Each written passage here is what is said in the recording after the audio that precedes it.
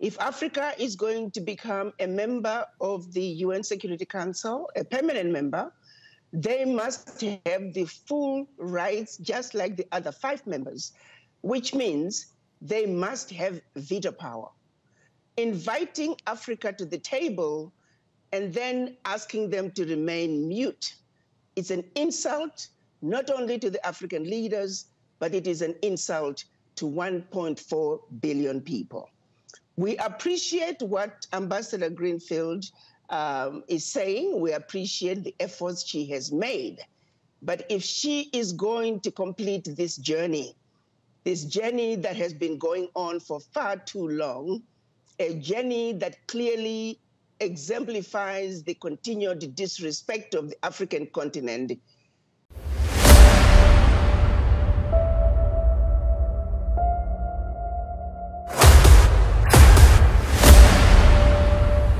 this is the journey to One Africa. Today we're talking with Arikana Chihombori, former ambassador of the African Union to the United States. Ambassador, it's terrific to have you back on our show. I want to start with a film clip of the U.S. Ambassador to the United Nations, Linda Thomas-Greenfield. Let's listen. As it stands, there are currently 3 non-permanent seats on the Security Council allocated to African countries on a rotating basis for 2 years. The problem is these elected seats don't enable African countries to deliver the full benefit of their knowledge and voices to the work of the Council, to consistently lead on the challenges that affect all of us and disproportionately affect Africa. That is why, in addition to non-permanent memberships for African countries, the United States supports creating 2 permanent seats for Africa on the Council. It's what our African partners seek, and we believe this is what is just. Ambassador Chihombori, let me ask you, on a scale of 1 to 10, how enthusiastic are you about the proposal that the ambassador has just made? I think it's a step in the right direction. However, keeping in mind that this issue has been on the table, ongoing for, like you said, 80 years. If we are going to right the wrong, why can't we just right this wrong once and for all?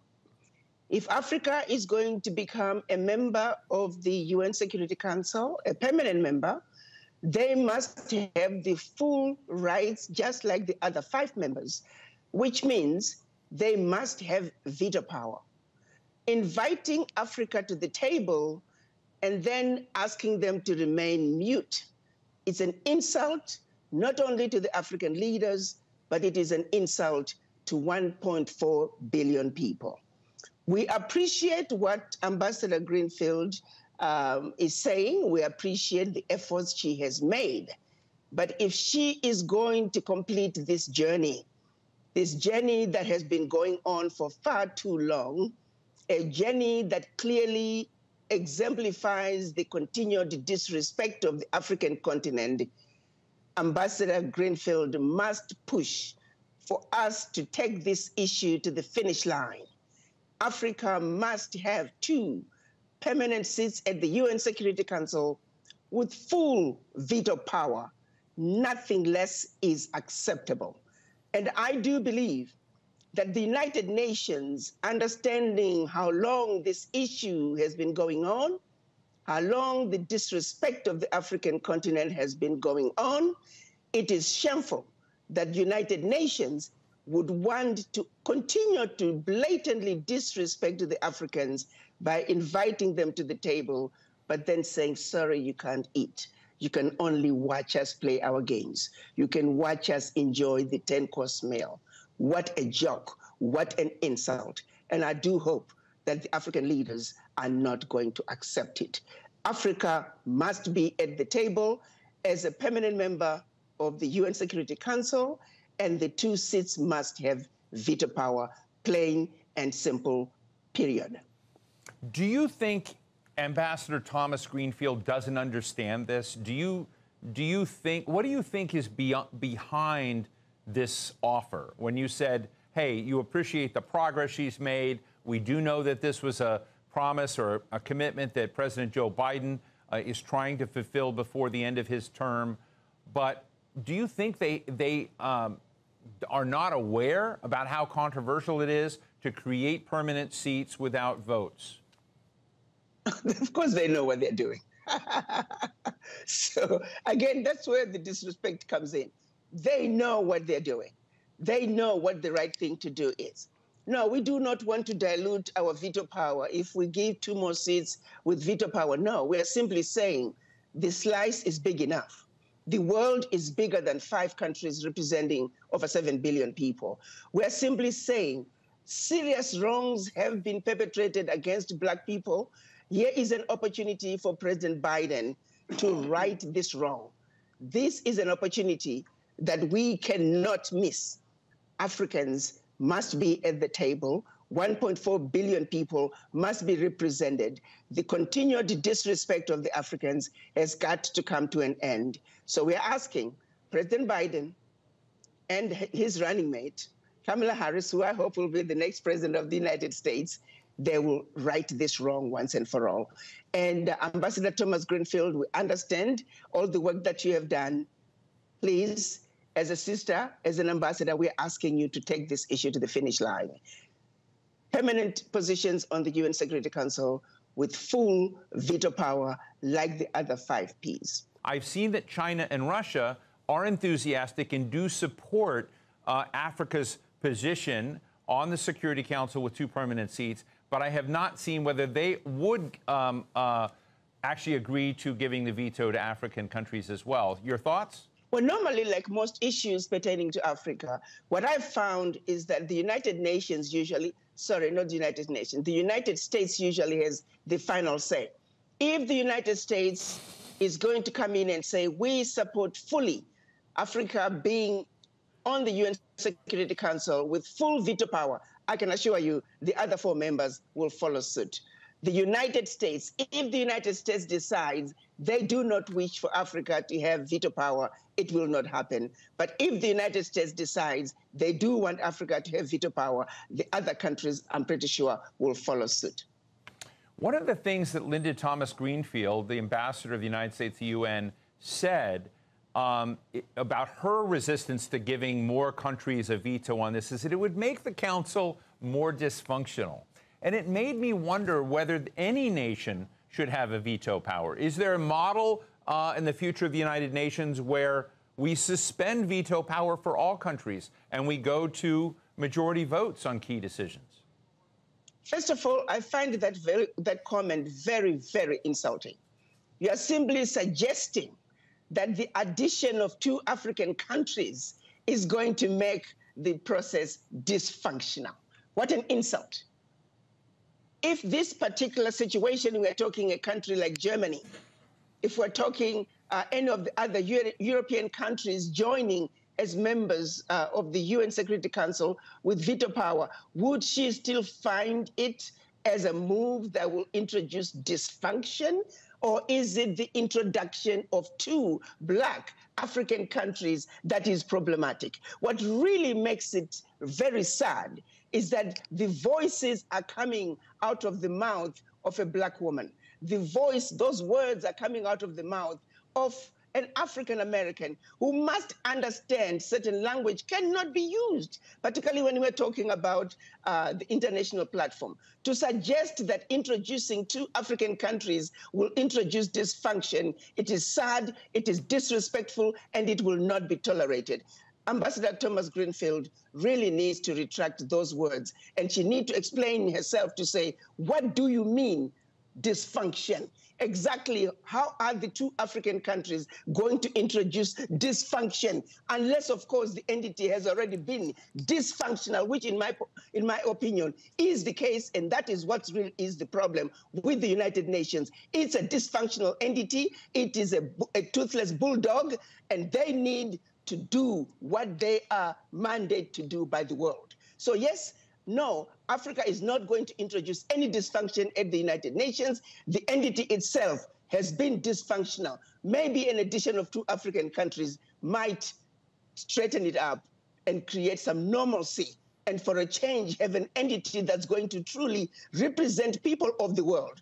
As it is right now, it is a relationship, it is an entity that was designed to steal from the developing nations. It is an entity whose entire purpose and plan and reason for being created was to steal from developing nations. So let's be clear. If we are going to speak truth to power, the UN Security Council has been dysfunctional, remains dysfunctional, until it is an entity that truly represents the whole world. At this point, the UN Security Council does not represent the world. So yes, they should be ashamed. It is a dysfunctional entity that maybe the inclusion of other nations might actually make it less dysfunctional. Let me ask you to respond to Martin Kimani, who is the former Kenyan ambassador to the United Nations, and he writes, how does having one or two African countries with veto power further collective African interests? By the time Africa tears itself apart politically to choose those two countries, a fight that will be egged on by global powers, we will end up with deep division, possibly in perpetuity. UNSC reform must be preceded by major African Union reform. Your thoughts and reaction to that, Ambassador Chihombori? With all due respect, I disagree with the brother severely. Africa must be at the table. We must be where decisions are being made. We must be in a position to also disagree or agree on global issues. Yes, while I understand the dysfunction among us as Africans at the African Union, and I've always said this, that at this point, we don't have the right leadership at the African Union. And I'm hoping that with the new elections that are coming up in February of next year, we are going to have an African Union chair with a head over their shoulders. Right now, we don't have any leadership at the African Union. Moussa Faki has failed us. He's a puppet of the West. We all know that. So yes, I agree with him on one end that we do need reform at the African Union. The good thing for us is there are elections coming up. Moussa Faki is going to be gone. And our hope is we're going to have a new chairman of the African Union who understands the issues and is going to reform the African Union where it can truly represent the people. That is where we need. We got our own homework to do. But that doesn't mean we should give out an opportunity to be at the table. So to just run off and say, well, we are dysfunctional at the African Union, and therefore we are not going to demand that seat at the United Nations Security Council, that's actually stupid. We need to be there while we continue to reform our African Union, while we continue to work together. And I can tell you, the African leaders, they work together. The issue is, do we have someone at the African Union who can implement and execute the wishes of the African Union? They have a system, even for choosing the chairman of the African Union. It's on a rotational basis. I don't see the African leaders having any problem deciding which two countries are going to be the first ones. They just use the same rotational process. Right. So no, I disagree with that, Ambassador.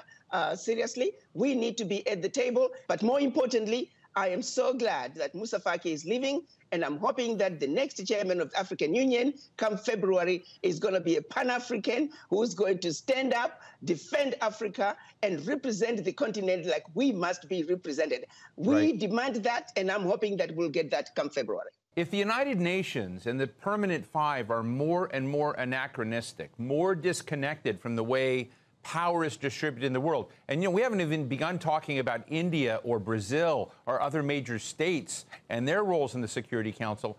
Aren't there going to develop ways that you can get around the UN, that Africa can have voice and power in other ways? Why does this debate about the Permanent Five matter so much? Well, it matters in the sense that there needs to be true representation at the United Nations. The United Nations is not about 5 countries.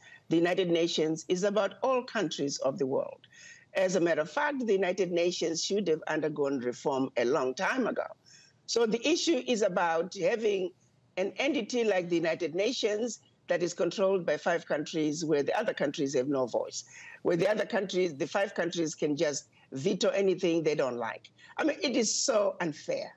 The fact that in 2024, we're still discussing this, it's just crazy. That just goes to underscore how insane our world is. So yes, what you're going to see is the global South coming together. That is this kind of behavior that is leading to the formation of the BRICS. The global world saying, the global South saying, we have been asking for equity. We've been asking and demanding equality and true representation at the global stage at every level, be it at the United Nations, be it in the financial systems, be it with World Trade Organizations, World Health Organizations. The global South countries are constantly being trampled on. And so it's going to lead to another system that's going to be created where the rest of the world is going to say enough is enough. We're tired of your entities that are not representing us. So to the United Nations and the rest of the Western world, particularly the 5 nations on the Permanent Security Council, they also need to see the writing on the wall and realize that the world is changing. The world is more aware of the geopolitics and what's really going on. And many voices are speaking out as to the wrongs that must be righted. So the sooner they address this issue, the better off the world is going to be. This abusive situation where less developed countries are being taken advantage of and being dictated to, that is not going to continue to work anymore. And the P5 nations must see the writing on the wall and do the right thing, starting with Africa, and then other countries like India, Brazil, they too need to be represented because they are representing millions of people. So you can't just have 1.4 million people in India being voiceless. So yes, after Africa, we must bring India. That's it. That would be my suggestion. And slowly get more countries. Right now, the United Nations, as it stands, it does not represent the world. They're just using other countries to come to the United Nations so they can say, yes, we were there. You know, it is actually, I have been saying this for years, that if I could influence the African leaders in any way, shape, or form, they need to boycott attending the United Nations General Assembly. There's nothing there for them. They're just coming there to validate other people's issues. So if Africa was to really speak with one voice, they need to boycott the United Nations General Assembly. There's nothing there for them. They're just wasting taxpayers' money, having hundreds of them coming to the United Nations for what? You know? Don't come to the United Nations. Tell the United Nations, if you don't fix this, if we're not members of the UN Security Council, we're not attending UNGA. Plain and simple. But unfortunately, they're not going to do it. You know, Africa needs to have a backbone. Africa needs to have a backbone. Well, you know, you've been working for a very long time, and, you know, since we've known each other, to really unite Africans, their purpose, their sense of identity, and to end and diminish foreign control and dominance of African states. And I guess my question to you in this moment, and when again you're on the same mission, what's getting in the way? What's getting in the way of the Arikana Chihombori mission to end dominance of Africa, to empower Africans and unite Africans? I think one of the biggest problems and challenges that we have, I often say, as Black people, not only Black people in Africa, but Black people around the world, we were defeated where it matters the most, which is the mind. I am going to say this honestly and sincerely, and some people may not like it, but it is our reality. We have African governments that have some members of the governments who are on the payrolls of foreign nations. We have Africans who are willing to be influenced, to be bought, to be paid in order to derail not only the continental agenda, but also agendas of their own country's development. You tell me, why is it that we have ministers of finance who come to Washington twice a year to discuss issues to do with funding for Africa, financial issues for Africa? Why haven't they come together and taken a position to truly challenge the World Bank and say, these loans that you continue to make us pay have been paid for gazillion times. They were illegally acquired.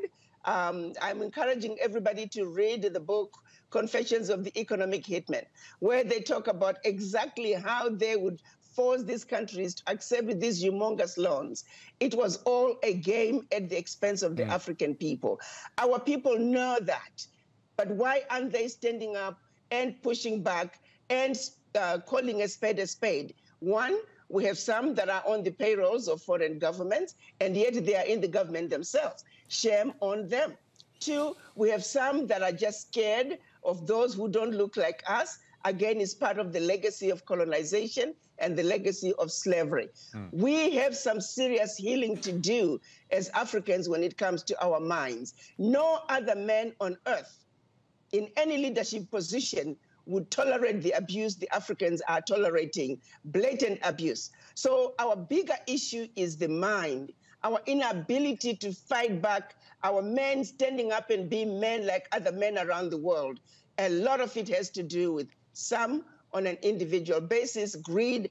Others is just the mind. We're afraid of white people. We don't want to speak up in meetings because we're afraid we'll be labeled. It's the mind. At the end of the day, for me, it is the mind that was defeated.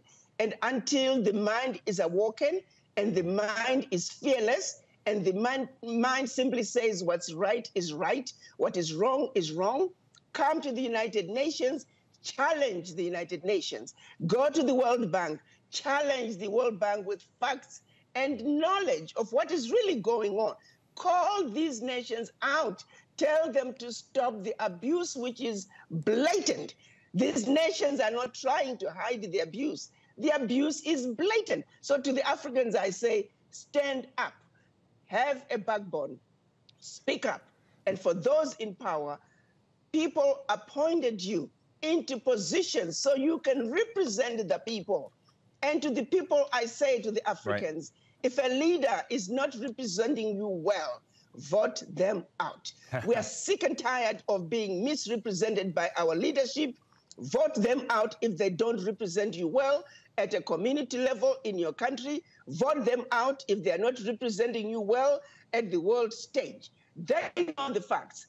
Our people are now empowered. They know the games that are being played by the Western world, by the Eastern world. They are telling their leadership, we don't want it anymore. So we are demanding leadership that's going to defend us, leadership that's going to speak up, leadership that's going to say, do unto us as you want done unto you. Our ask as Africans is a very simple one. We want the world to treat us the way they would want to be treated. And our leaders are our mouthpiece. We expect them to speak up. We expect them to defend us by any means necessary. What we need are leaders that are awoken, fearless, and are ready to defend Africa like they were mandated to do by the people. Thank you. Well, you've set expectations very high. We'll have to see how that plays out. I want to thank the former ambassador of the African Union to the United States, Arikana Chihombori Kwao. Thank you so much for being with us. Always a pleasure. Thank you so much, Steve. I appreciate you. Keep up the good work. So what's the bottom line? On paper, it just sounds great. The U.S. wants to make room for African and other nations on the UN Security Council. But here's the rub. Nobody gets veto power except the original P5.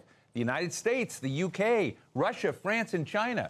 What an outdated and anachronistic lineup of nations. Where's Brazil? Where's India? Where's South Africa? So this obsolete version of power is kind of like a slow-moving train wreck, stumbling into the future. A future where the big five have less and less relevance to the way power actually works in the world.